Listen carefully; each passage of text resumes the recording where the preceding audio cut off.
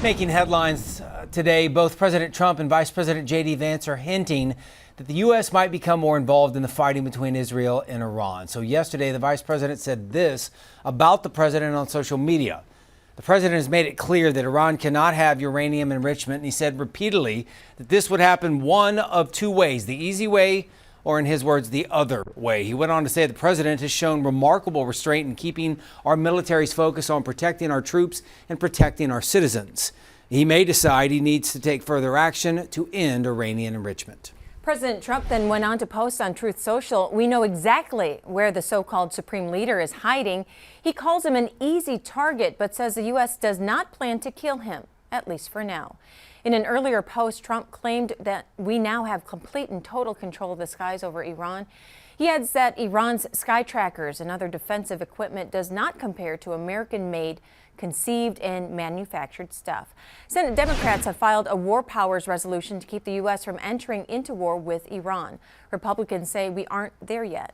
I think we're getting the cart ahead of the horse here. This is something that's happened in the last few days. I think the president is perfectly within his authority in the steps that he has taken. Senate Democrats, if necessary, will not hesitate to exercise our authority. Virginia Senator Tim Kaine filed a war powers resolution to require a debate and vote ahead of U.S. military force in Iran. In the House, a bipartisan group introduced a resolution to keep the U.S. out of the conflict.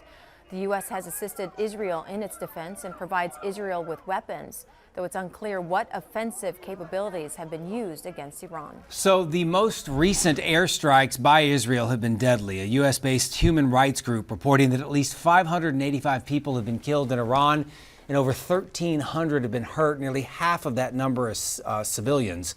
The president warning residents to leave Tehran on Monday night and says there is video evidence, in fact, we saw it, of the folks by the thousands pouring out of that city.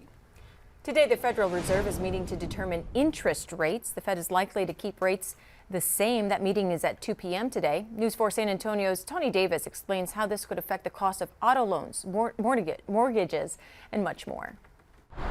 With the uncertainty about Mideast oil and the cost of tariffs, the Federal Reserve is set to announce interest rates later today. Some say there is good news. Data is showing the U.S. economy is doing very well and inflation is contained. But experts say that is unlikely to override the Fed's concern.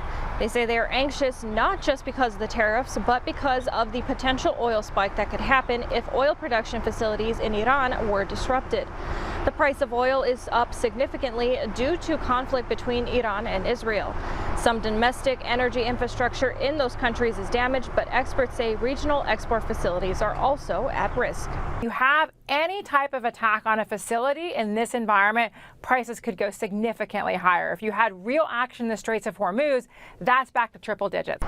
The pause on many so-called reciprocal tariffs is set to end July 9th. President Donald Trump says countries can avoid that by striking trade deals. Now, President Trump is back from a G7 summit with an agreement with the UK, but without a deal involving Japan, the EU, and Canada. I'm Tawny Davis. Back to you.